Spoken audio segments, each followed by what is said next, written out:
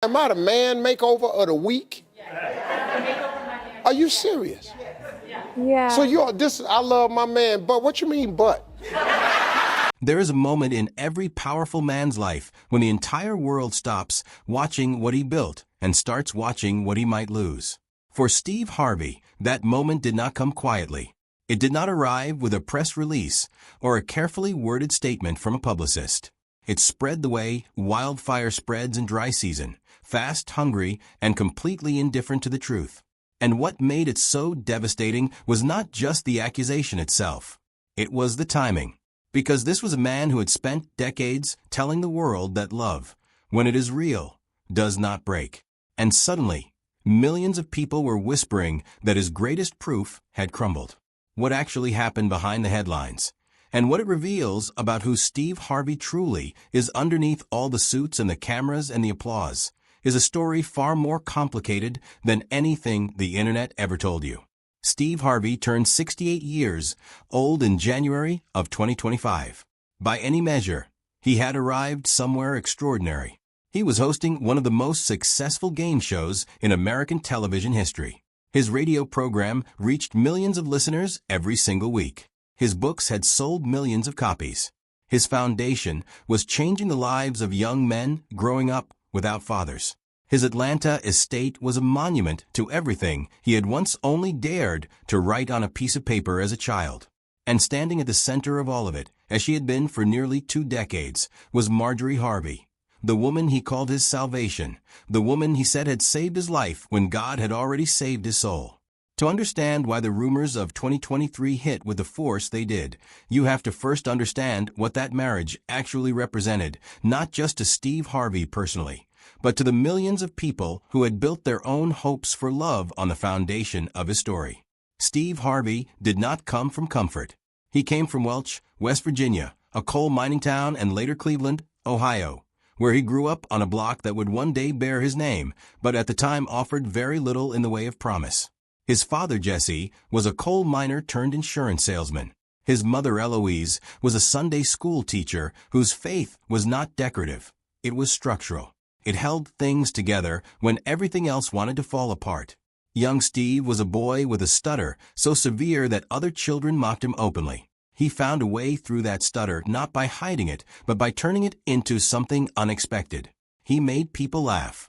He discovered that humor was a door that embarrassment could not lock, and he walked through it every chance he got. In 6th grade, a teacher asked her class to write down what they wanted to be when they grew up. Steve Harvey wrote that he wanted to be on television.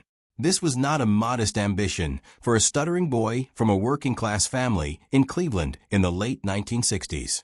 The teacher read every paper aloud to the class, saved his for last, brought him to the front of the room, and proceeded to humiliate him in front of every child he knew. She called his parents. His mother was embarrassed. But his father, Jesse Harvey, did something that night that would echo through every decision his son ever made for the rest of his life. He walked into Steve's room, sat down beside him, and told him to take that paper, put it in his drawer, read it every morning when he woke up, and read it every night before he closed his eyes. He said, "That's your paper. Nobody else's. Yours." Jesse Harvey died in the year 2000 from black lung disease, the price a coal miner eventually pays. He never saw the full height of what that paper produced. That absence is something his son has described carrying every single day. The road from that childhood bedroom to national television was not a straight line. It was a long, bruising detour through failure, poverty, and a kind of loneliness that most people who eventually become famous prefer not to revisit in detail. Harvey attended Kent State University, pledged a fraternity, studied advertising, and then flunked out. He spent the better part of a decade working jobs that had nothing to do with what he had written on that paper. He boxed. He cleaned carpets. He delivered mail. He sold insurance. He was laid off from General Electric right before Thanksgiving one year and came home carrying a turkey, but no paycheck. None of it was pointing anywhere that made sense. Then, on October 8, 1985, he walked into Hilarity's Comedy Club in Cleveland for an amateur open mic competition. He won $50. He cried the entire drive home. Not because the money changed anything materially. $50 was not going to fix what was broken in his life at that moment. He cried because something had been confirmed that he had quietly suspected for years, but never had proof of. He was born that night, he said later. He quit his insurance job the very next morning with dependents counting on him, and no clear plan other than the certainty that this was the only thing that had ever felt like the truth. What followed was one of the hardest stretches of his life, and he has never pretended otherwise. After his first marriage collapsed, and steady comedy bookings were still more dream than reality, Harvey ended up living out of a 1976 Ford Tempo. He had a cooler in the back seat packed with ice, bologna, and cheese.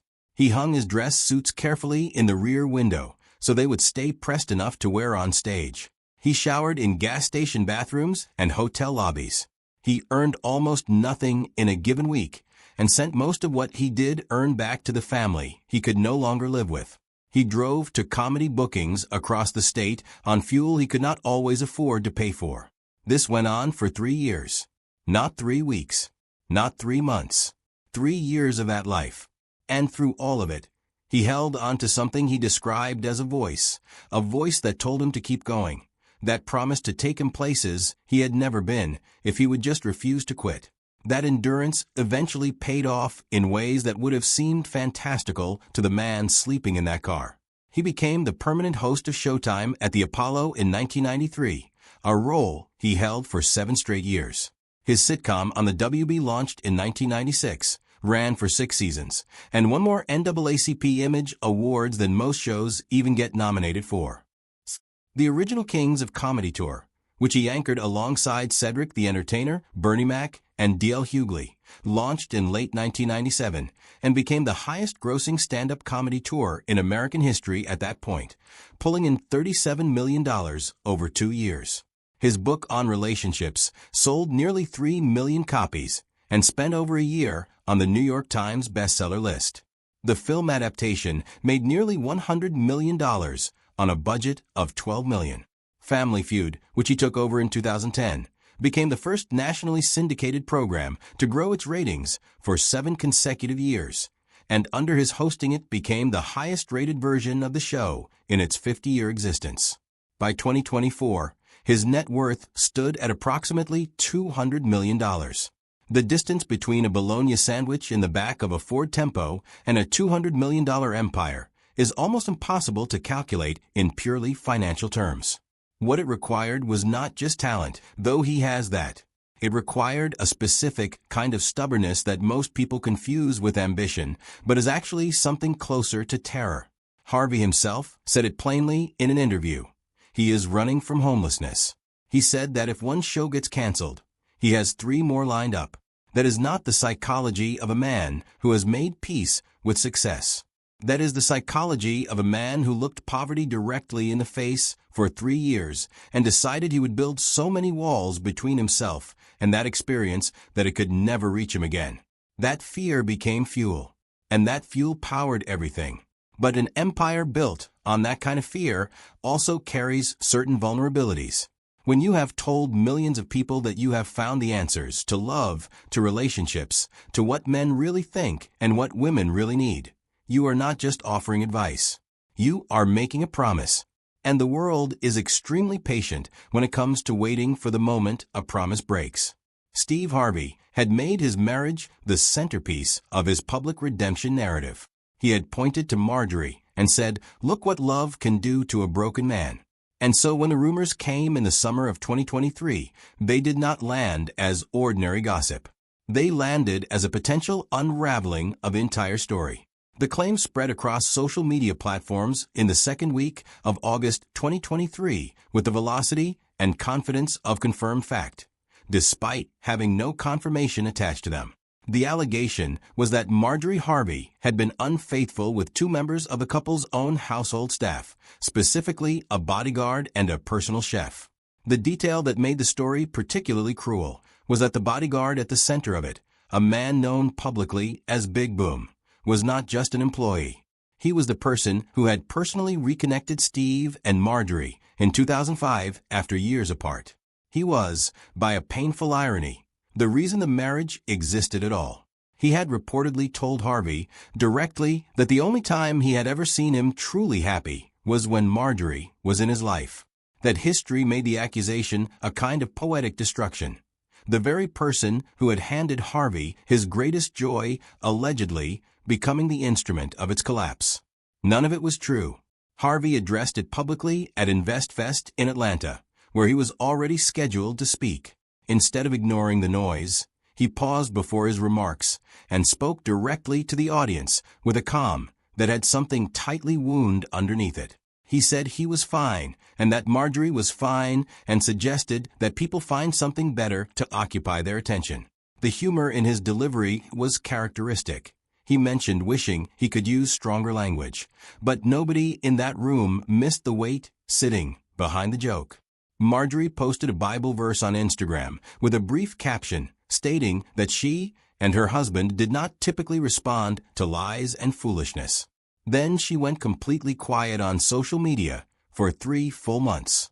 Nigerian Senator Ned Nwoko publicly stated that he had spoken personally with Harvey and that the entire story had been fabricated. And still the rumors circulated on podcasts and in comment sections for months afterward. Because a story that emotionally satisfying is extremely difficult for the internet to release. The broader pattern at work in that moment was something Harvey himself never fully articulated, but that his entire career had set up. When you build your brand on having the answers, the world becomes quietly invested in the possibility that you don't.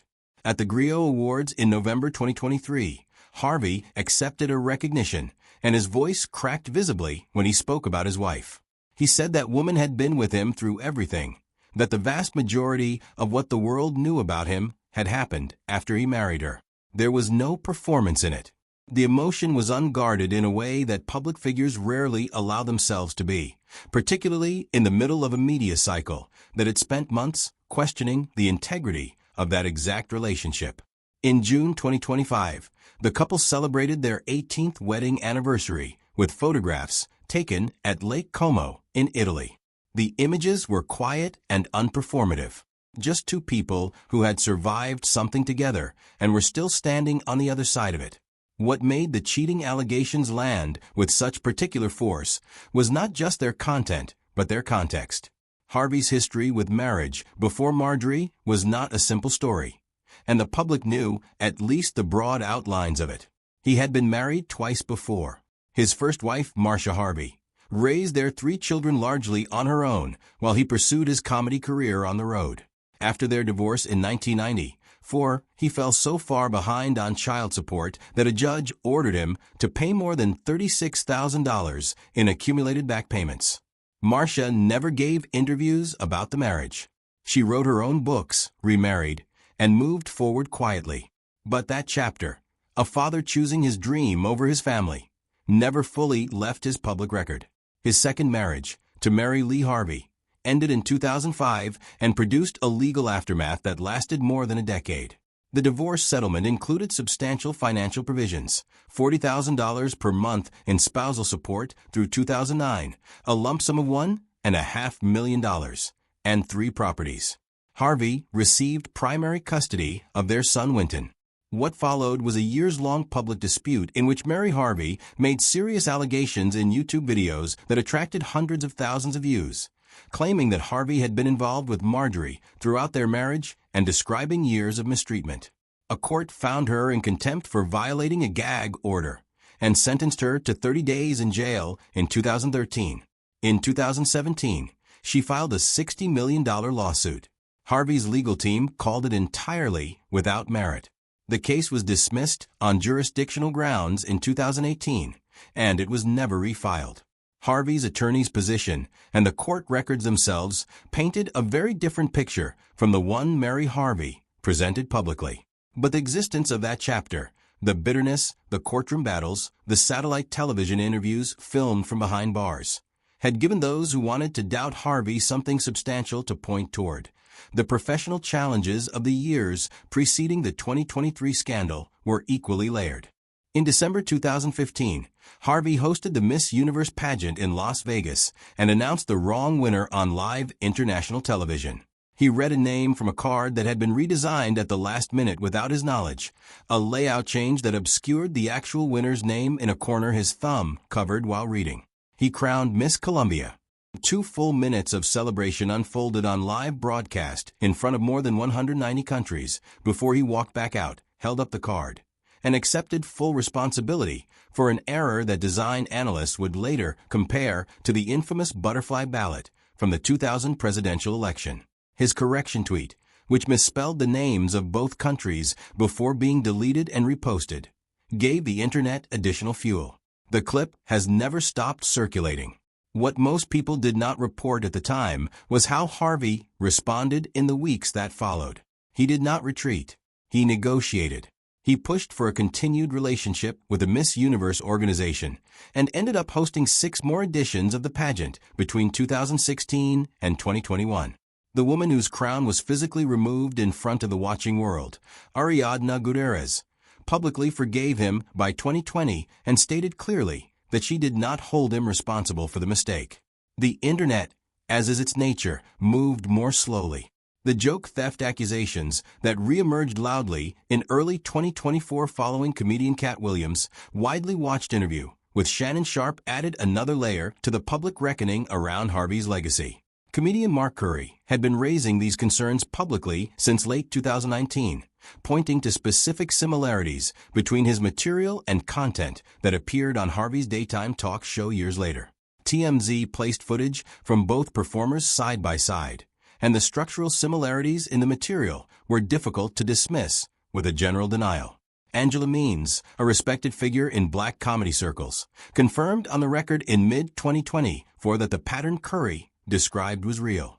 Harvey's public responses to these accusations over the years were broad rejections rather than specific rebuttals. He said he had never stolen material in 35 years of performing and challenged critics to come to him directly.